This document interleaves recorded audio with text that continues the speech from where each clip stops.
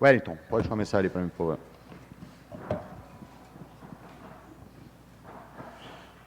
Boa tarde, meu querido Kleber. Estou aqui. Eu queria te perguntar justamente sobre essa questão. Como que você vê, como que você analisa hoje a forma de jogar do futebol brasileiro?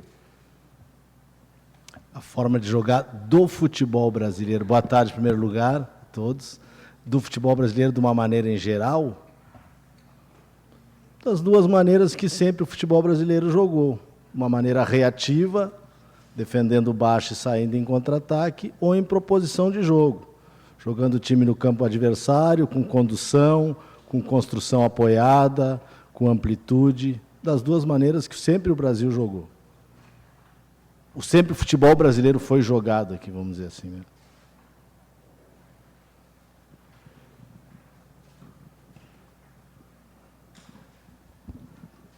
Oi, Kleber, boa tarde. Érico Boa Faria, tarde. do Grupo Globo. Kleber, eu queria te fazer uma pergunta em cima da lista divulgada na última sexta-feira. A gente viu muitos jogadores experientes e muito se discutiu, será que esses caras chegam à próxima Copa? Será que eles ainda têm uma longevidade na seleção brasileira após a Copa América? O plano de vocês é uma coisa assim imediata para ganhar a Copa América? Ou é possível pensar nesses caras com mais idade a médio prazo, por exemplo? O médio prazo é hoje, né? Quando a gente começou a nova fase do trabalho a partir da Copa do Mundo e nominou através do Edu na coletiva as questões de curto prazo, médio prazo e longo prazo, curto prazo eram os jogos amistosos de 2018 pós-Copa, observações, oportunidade aos atletas, conhecendo melhor os atletas que a gente ainda não conhecia. Médio prazo, uma seleção formada para a Copa América, a partir dessas observações, a partir de tudo que a gente fez, de eliminatórias, de Copa do Mundo e de pós-Copa. Esse é o médio prazo. A partir da Copa América, a gente começa a pensar no longo prazo. Então, os jogadores chamados hoje, e os jogadores que estiveram na Copa, para a gente fazer um comparativo, todos eles teriam condições claras de estar aqui disputando a Copa América, né? Condições físicas, técnicas nem se fala, físicas principalmente e táticas, né? Então a gente está tranquilo, está satisfeito.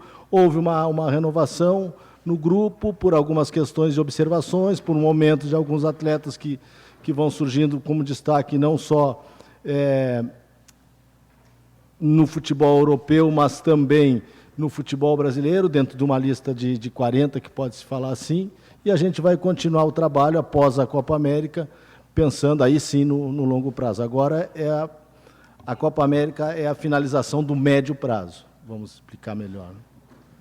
Kleber, aqui do seu lado esquerdo. Tudo bem? Tudo. Me corrija se eu estiver errado, mas você está com o Tite completando quase 2 décadas, né? Mais ou menos aí de parceria.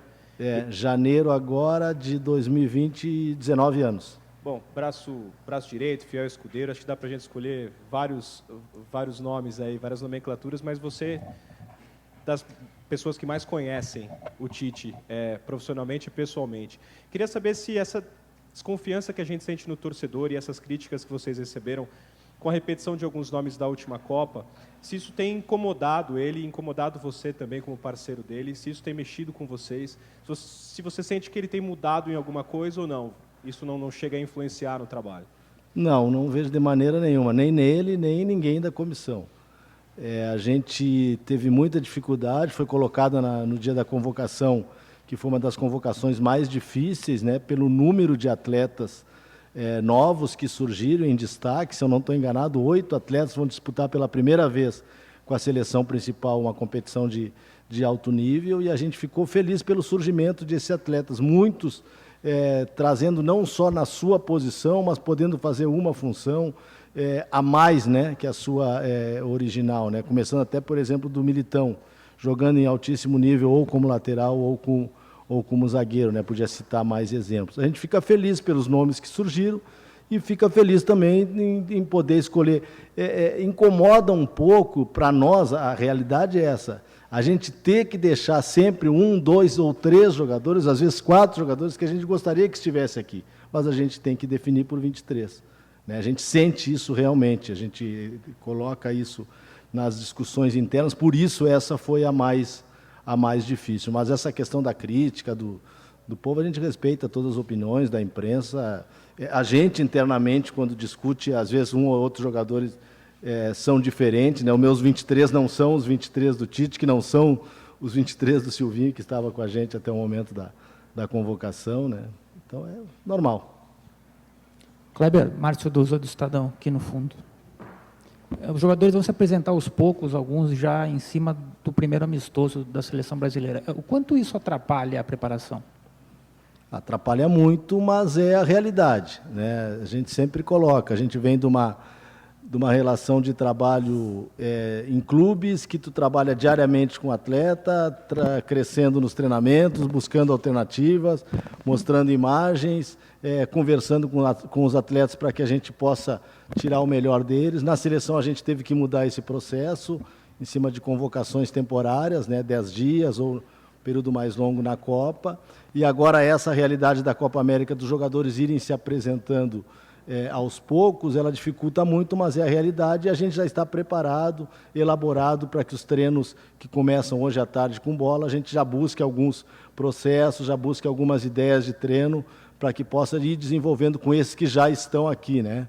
Hoje aí vão estar o Gabriel trabalhando com a gente, Casemiro, o Richarlison, o Felipe Luiz, né?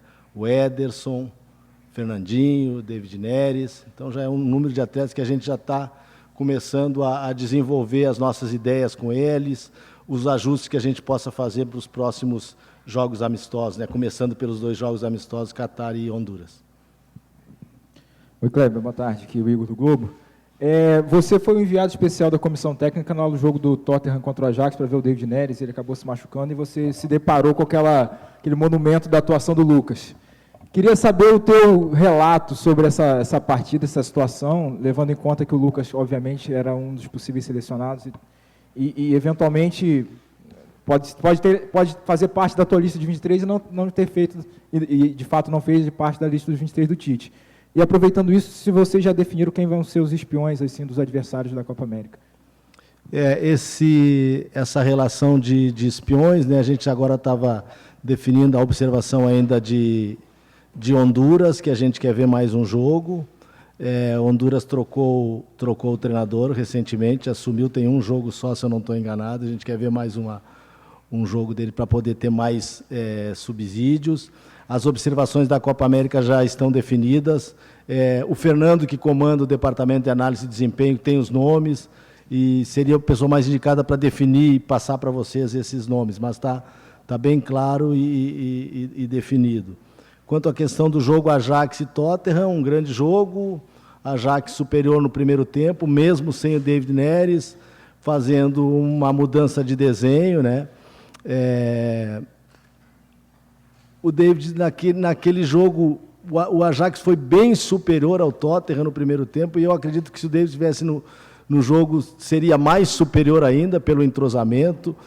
O Tadic teve que fazer uma função diferente, saindo pelo lado, do que ele vinha fazendo por dentro. Isso mudou um pouco o desenho da equipe, mas o Pochettino foi feliz no segundo tempo com a alteração, né, com a entrada do Llorente como pivô, e jogar em cima dele, jogar em cima das infiltrações. E o Lucas estava numa noite iluminada, com filtrações importantes e finalizações, 3 gols de pé esquerdo, além de ser 3 gols, né, importantes, decisivos, no momento, numa situação mágica como aquela, os 3 gols de pé esquerdo, né, de finalização, de último homem. Ele jogou no jogo de 2 maneiras diferentes, primeiro tempo por dentro, como um do ataque, segundo tempo mais pelo lado, entrando por dentro para a passagem do lateral direito, né, do Piper. Então foi uma grande atuação do Lucas, foi uma grande atuação do Ajax no primeiro tempo, do Tottenham no segundo tempo, e uma busca do resultado que ninguém conseguia imaginar que aconteceu, né? Então, parabéns ao... Como? Aquilo que eu digo, às vezes ficam 2, 3, 4 jogadores fora, né? Atletas que têm uma importância dentro da seleção por momentos junto com a gente de grandeza, e atletas que surgem agora com grandes atuações. Eu já citei isso em algumas entrevistas. Faz parte do futebol brasileiro, a quantidade de atletas de altíssimo nível que tem, né? Então, Até o próprio Lucas não havia sido citado antes, foi citado naquele momento, ainda tem mais um jogo decisivo, né, dia 1º. Espero que faça um grande jogo também. Para ele foi importante também essa retomada, né, um crescimento dentro da equipe do Tottenham e uma afirmação. Fico feliz por ele. Oi, Kleber, boa tarde. Ricardo Lai, Fox Sports. Você falou do Militão, né, que esse poder que ele tem de ser versátil, jogar como zagueiro também pela lateral. Em algum momento vocês cogitaram em abrir mão de mais um lateral, por exemplo, chamar só um lateral para abrir espaço lá na frente, até pela quantidade de jogadores como o Vinícius Júnior e o Lucas Moura? E outra questão, quantos jogadores da lista do Tite para a sua você trocaria? É interessante, porque a lista ela não é do Tite, ela é uma lista nossa, né? Ela é determinada, finalizada por ele, mas é uma lista nossa. Não vem o caso a gente colocar isso, mas ela gira sempre em torno de 2, 3, 4, 5 diferença ao todos, né? Se a gente pudesse, em vez de chamar 23, chamar 27, chamar 30, eu acho que não ficaria ninguém de fora dentro da ideia da comissão técnica. Quanto à lateral direita, não pensamos em nenhum momento.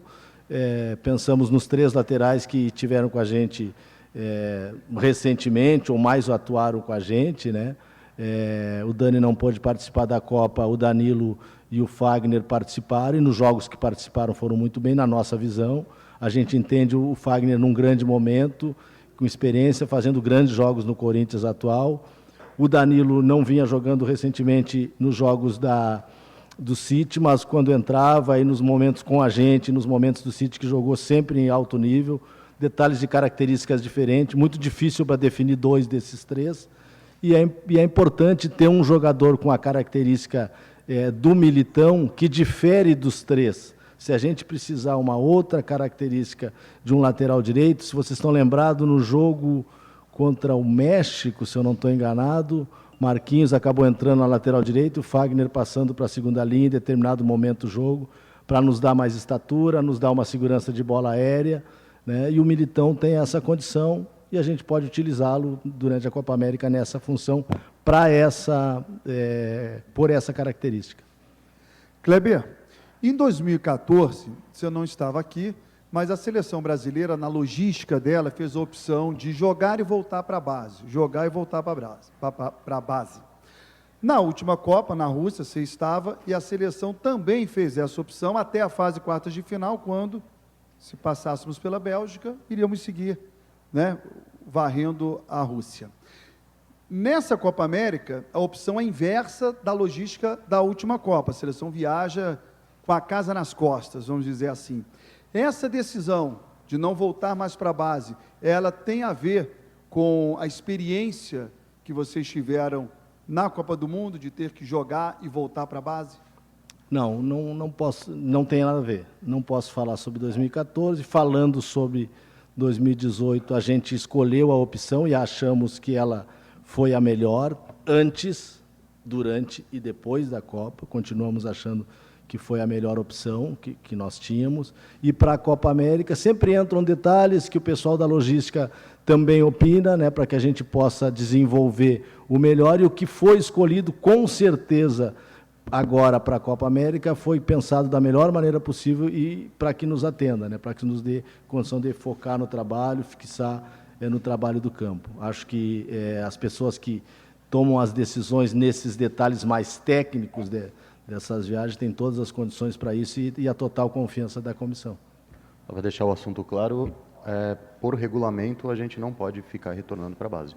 Nós temos que passar para a próxima cidade sempre após o próximo jogo. Não poderia voltar para cá? Não. A diferença de dias entre os jogos de uma Copa América e de uma Copa do Mundo que impossibilita o transfer de uma cidade para outra. Kleber, aqui atrás é Vladimir, da Agência Brasil. Boa tarde. Boa tarde. Em 2014, a gente viu que jogar em casa pode ser bom, pode ser ruim, as pressões são muito maiores. Então, eu queria saber de ti, jogar em casa, o que muda, de fato, para os jogadores, para a comissão, e se você apontaria quais selecionados você acredita que estão mais fortes nesta Copa América. Obrigado. Obrigado. Vamos pensar bem nessa tua resposta, porque ela é interessante. Quando começa começou a fazer a resposta, eu comecei a pensar em quando eu trabalhava nos clubes, né? Essa situação de tu decidir em casa ou decidir fora, primeiro jogo em casa, primeiro jogo fora. E eu sempre tenho uma questão, eu sou muito positivo para as coisas, né? E a gente teve parecido uma relação com isso, que foi o jogo contra a Argentina pelas eliminatórias, um jogo no Mineirão, que o estádio não trazia boas lembranças, alguns jogadores tinham passado por lá, que isso poderia ter um peso, e a gente conduziu isso com maior tranquilidade, com uma força positiva, pensando que poderia dar certo, cuidando do aspecto tático do jogo, que é o que nos compete. Fizemos um grande jogo contra a Argentina, e isso para nós é importante, se fortalecer mentalmente, se fortalecer positivamente. Para nós é uma honra, e tenho certeza que para o grupo de atletas, para todos, sem exceção, é uma honra disputar uma Copa da grandeza da Copa América, é o segundo torneio mais importante que um atleta tem para defender o seu país, jogando no seu país, né? Lembro de conquistas de Copa América do Brasil aqui e a gente gostaria muito de repetir. A gente tem muito como objetivo fazer uma boa Copa América, chegar à final e na final conseguir a busca do título. E vamos usar a força da nossa torcida, vamos trabalhar para que a gente atue bem, para que chame cada vez mais a torcida, para que a torcida nos acompanhe, como nos acompanhou durante as eliminatórias, que foi o sentimento nosso dessa comissão e da maioria desse grupo de atletas que esteve aqui durante as eliminatórias. A outra pergunta...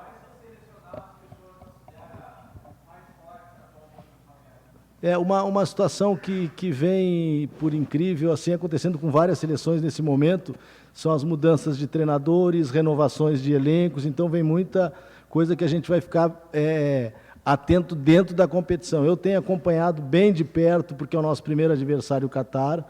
Acho que o Catar vem como uma surpresa boa, pela forma que jogou a Copa da Ásia, por enfrentar adversários da Ásia, de uma grandeza de Japão, Coreia do Sul e Arábia Saudita, que para eles eram grandes seleções, passando por cima de todos, né? Vai ter muita dificuldade, cai num grupo forte, que é um grupo de Argentina, Colômbia e Paraguai, e deve incomodar o Catar ali. A Venezuela, para mim, é a grande surpresa da América, já nos últimos 2, 3 anos, com bons trabalhos de base, com um jogo de muita qualidade na seleção principal. O Peru fez uma boa Copa do Mundo, né? E os tradicionais, Argentina, Uruguai, sempre com a sua força, não esquecendo a Colômbia, que é um futebol que a gente respeita muito, um dos adversários que mais trouxe dificuldade para a gente durante as eliminatórias. Então fica difícil, a gente tem que cuidar do nosso trabalho, a gente costuma trabalhar, sempre trabalhou assim em eliminatórias, tanto no Mundial como agora,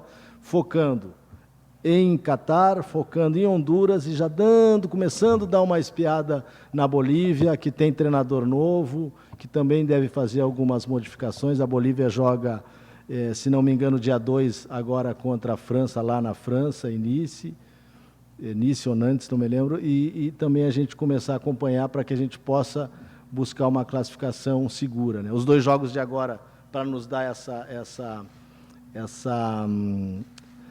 esse crescimento no padrão, nesses novos detalhes que a gente quer trazer para a equipe, nesses novos ajustes que a gente quer trazer para a equipe. São 2 amistosos com seleções que não têm muito nome, mas têm a atuação atual de um Catar que em 15 jogos só perdeu 1, que numa competição como a Copa da Ásia foi campeã tomando apenas 1 gol, com o melhor jogador, com o goleador, com o melhor goleiro da competição, e Honduras, que até teve uma vitória já em cima do Brasil, embora não venha bem em resultados recentes, a gente tem o respeito por essas seleções. Cléber, boa tarde. Mauro Naves, aqui do Grupo Globo. Eu imagino que vocês cheguem aqui para começar um trabalho que tem 12 dias aqui, são 22 hoje até a estreia, com um time na cabeça definido, talvez com alguma observação para ser feita nos treinos com relação ao meio-campo, ali, uma dúvida ou outra, mas uma defesa na cabeça de vocês montada, um ataque, etc. Só que esse time titular, que eu imagino que vocês tenham, efetivamente só vai treinar a partir de Porto Alegre, né? Porque as coisas vão chegar, o Alisson com o Rodrigo, que dia 4, talvez, mas, enfim, um treininho, é Porto Alegre para frente. Até que ponto aquele jogador que, na teoria, não está na cabeça de vocês como titular, possa surpreender, e muito bem, num amistoso como o Catar, e mudar vocês de ideia? Isso... Ele teve uma oportunidade de jogar, o outro não teve porque não chegou para jogar. Aí como é que você pondera isso? Tá, vou te dizer, Gabriel Jesus e Firmino. Eu imagino que o seu titular seja o Firmino, mas ele não vai jogar. O Gabriel faz 3 gols, e aí? Aí o Gabriel passa a ser o titular, ou vocês respeitam essa ideia de, não, mas o outro era o nosso cara, é que ele não jogou, enfim, e em outra posição e tal, meio campo.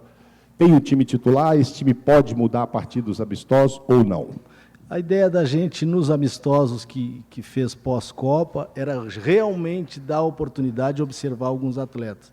Nos 2 últimos amistosos, era dar uma continuidade à equipe, um padrão.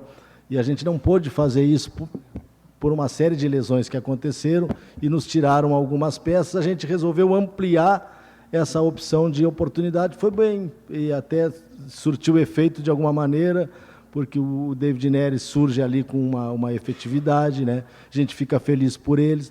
Agora, nesse momento, a gente não pode trabalhar dessa mesma maneira. Agora é o padrão, agora tem que haver uma posição, uma definição de uma posição. E o atleta que vem a crescer, como tu citou um exemplo, Gabriel ou Firmino, o David Neres, uma situação, o Richarlison, o Alain, o Arthur, o atleta que vem a crescer dentro desses jogos é uma peça a mais que a gente tenha para que a gente possa ajustar a equipe, que a gente possa ter uma estratégia de jogo para jogo. Foi colocado no momento pós-Copa, em algumas entrevistas que o Tite deu, uma das lições que a gente só aprende lições vivendo elas na prática, algumas alternativas de mudanças mais rápidas de um jogo para outro, ou dentro até mesmo de um próprio jogo, porque é um torneio. Então, a gente escolheu esses 23 jogadores que eles nos dão mais opções para que a gente possa fazer algumas mudanças de desenho, alguns ajustes de características para que a gente possa ter o nosso melhor. A busca por uma melhor criação, a busca por uma melhor definição, para ser mais efetivo no ataque, como a gente colocou.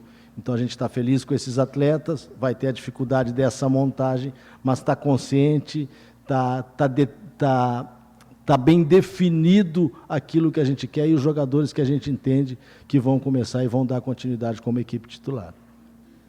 Kleber, boa tarde. Júlia Guimarães, do Grupo Globo. Eu queria seguir um pouquinho nesse assunto dos jogadores chegarem aos poucos, né, se apresentarem aos poucos durante essa preparação, mas queria focar um pouco também sobre os 10 convocados também, os jovens, né, de vários clubes das categorias de base do Brasil. Eu queria que você falasse sobre essa relação desses jovens com os jogadores que já estão aqui, como que é esse tipo de relacionamento, né, porque esses meninos sonham em um dia estar onde estão esses convocados, e como que isso ajuda dos dois lados, qual a importância para os dois lados, tanto para os jovens quanto para os jogadores da seleção principal que já estão aqui? Ajuda como num processo de renovação, ser da melhor forma, tu mesclando o novo com o jogador mais experiente, né? Efetivamente, falando daqueles jogadores que chegam na convocação mais novos, esses 8 atletas que nunca participaram de uma competição, eles vão sentir melhor tendo do lado deles um Dani Alves, um Thiago Silva, um Casemiro, um jogador de uma importância internacional. Nós temos 3 jogadores só, nossa seleção ela é uma seleção muito nova, a gente tem 3 jogadores só com mais de 100 partidas pela seleção, se for pegar outras grandes seleções do mundo, mas são jogadores experientes que trazem a esses meninos que chegam essa tranquilidade, essa confiança. Esse tipo de trabalho que a gente tem feito começou com o Micali nas Olimpíadas, e eu tive a honra e o prazer de acompanhar. O Paquetá fazia parte do grupo de atletas que treinavam como apoio, hoje está na seleção principal.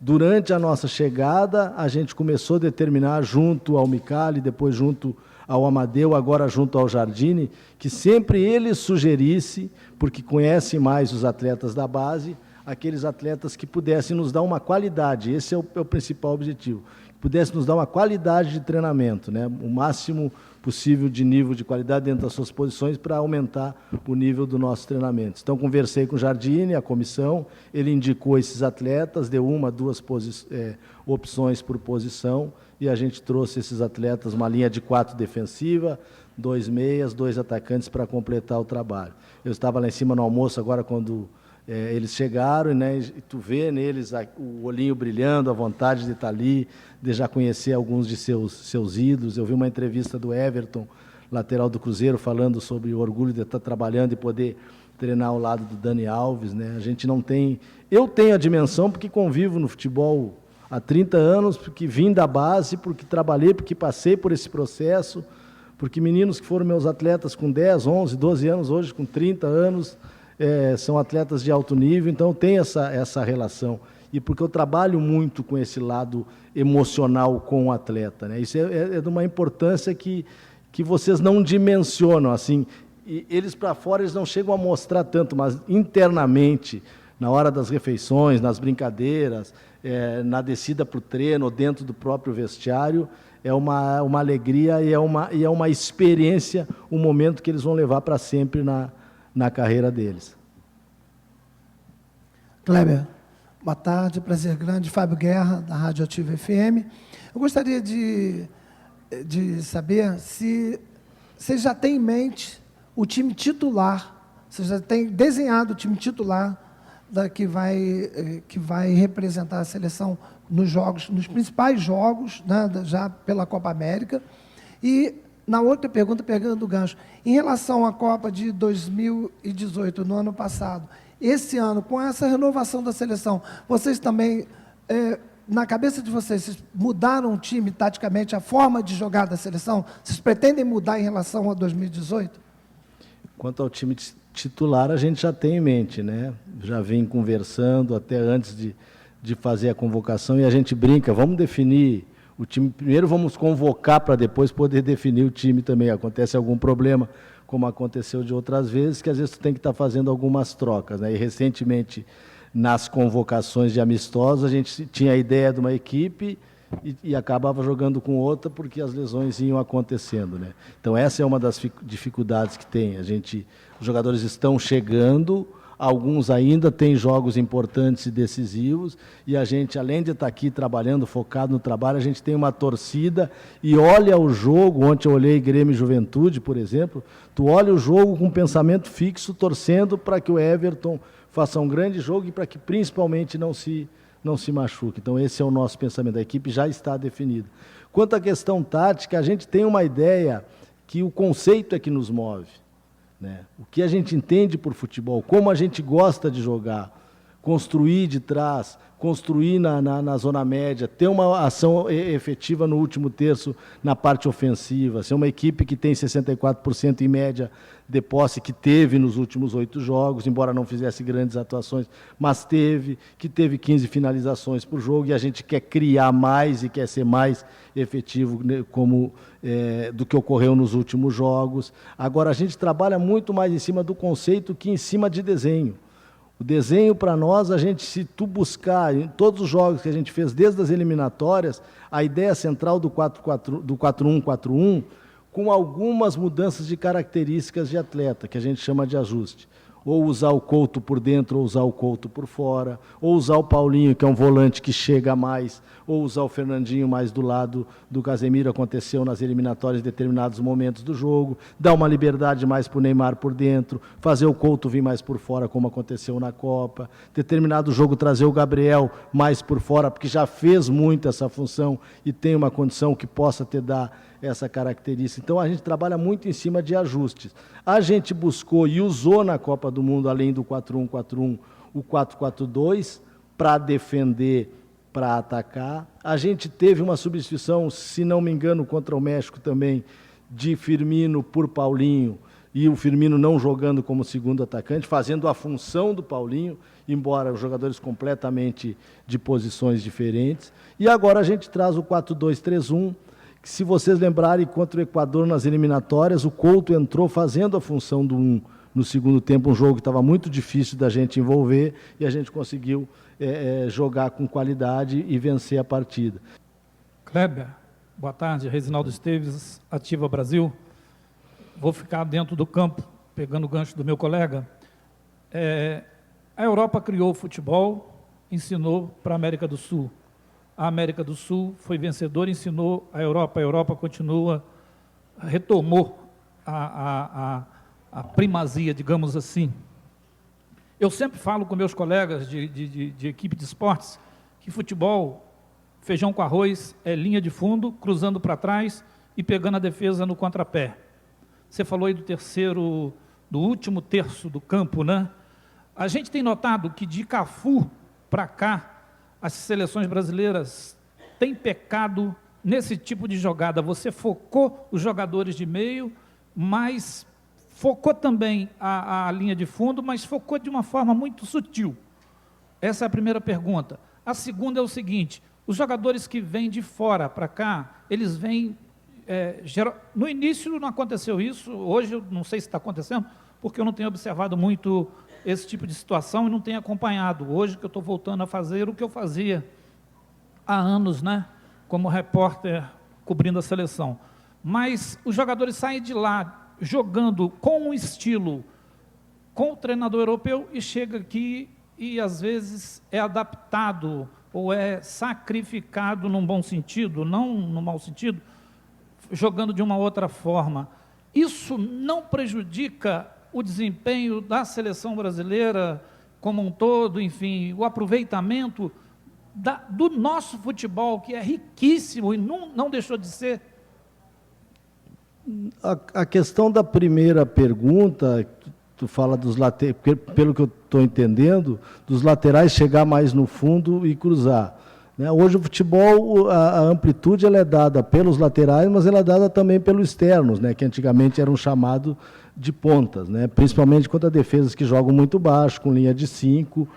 Então tem times que conseguem, no seu dia a dia, trabalhando diariamente, conseguem enfrentar essa defesa de linha baixa com muita qualidade, com muita maestria. O maior exemplo disso é o City.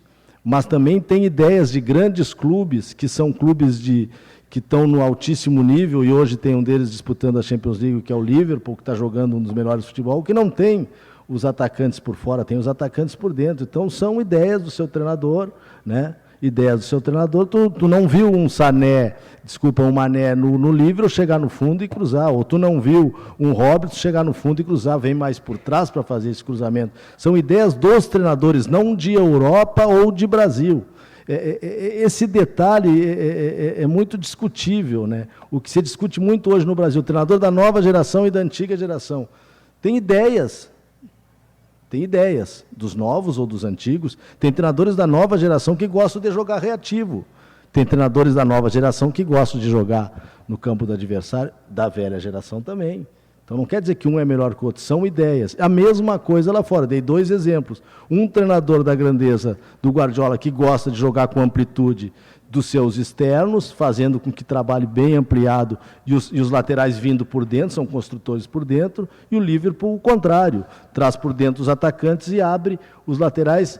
Um dos maiores assistentes do Liverpool é o Alexander, pela direita. Então tem esse detalhe.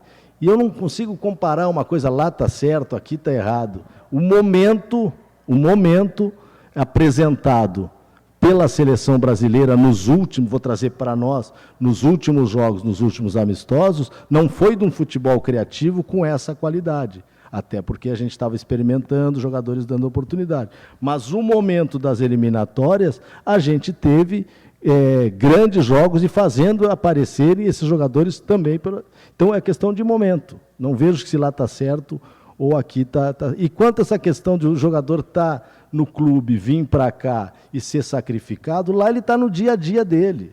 Lá ele tem um entrosamento, ele tem uma relação, ele tem o ambiente dele. É muito mais fácil tu produzir dentro de uma rotina, dentro de um ambiente, dentro dessa confiança do jogo a jogo, que é próximo um do outro, com correções, e já trabalhar para te poder evoluir, do que tu vir se adaptar a um novo desenho, se adaptar a uma nova ideia, que às vezes não é igual, porque é um treinador que tem aqui e vem jogadores de 7, 8, 9, 10 times. Quantos times diferentes servem à seleção?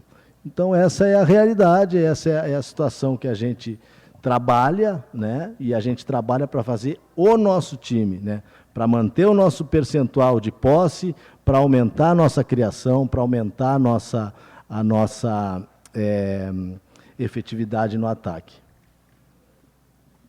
Boa tarde, Kleber. Existe uma pressão para que o Brasil ganhe a Copa América, ainda mais por jogar em casa. Mas os principais rivais sul-americanos também não vivem em grande fase. A gente vê a Argentina, que está há anos sem ganhar um título, o Chile, que nem foi para a última Copa, e também Uruguai e Colômbia passando por um processo de reformulação. Por jogar em casa, o Brasil é o favorito para ganhar a Copa América? Também é outro assunto que eu fico... sempre o Brasil participando de uma competição, ele vai ser um favorito, como a Argentina vai ser, como a Alemanha vai ser, entendeu? Como a Espanha vai ser, ultimamente as seleções que têm apresentado um grande futebol. Aí a Alemanha e a Espanha, que eram favoritas ao Mundial de 2018, não ganharam. Entendeu? Então, a minha preocupação não é com a questão do favoritismo ou não. A minha preocupação é respeitar os adversários, conhecer os adversários e trabalhar em cima de estratégias para que a gente possa ser melhor que esse adversário. Independente da grife dele, independente se a gente vai jogar com Catar, Honduras, ou Panamá, ou República Tcheca, que foram os últimos adversários que a gente teve, ou com Argentina, Colômbia, adversários fortes aqui da Sul-América. A gente tem que se preocupar com os adversários que a gente vai enfrentar, vencer os 2 amistosos para nos fortalecer, para nos trazer confiança, vencer os jogos da primeira fase para que a gente entre na fase seguinte com confiança e chegue até a fase final da competição. A questão do favoritismo a gente deixa para a torcida, para o torcedor buscar isso. A gente não posso te definir isso. Kleber, tudo bom aqui? Boa tarde, Márcio, do Grupo Globo.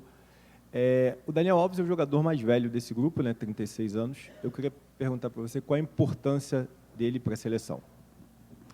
O Daniel é um jogador com mais convocações, é o jogador historicamente com mais conquistas de títulos, né, por clubes. É um jogador que era um dos nossos líderes no rodízio de capitão. Até a Copa do Mundo foi o que mais atuou com a braçadeira, seria o nosso capitão na Copa do Mundo.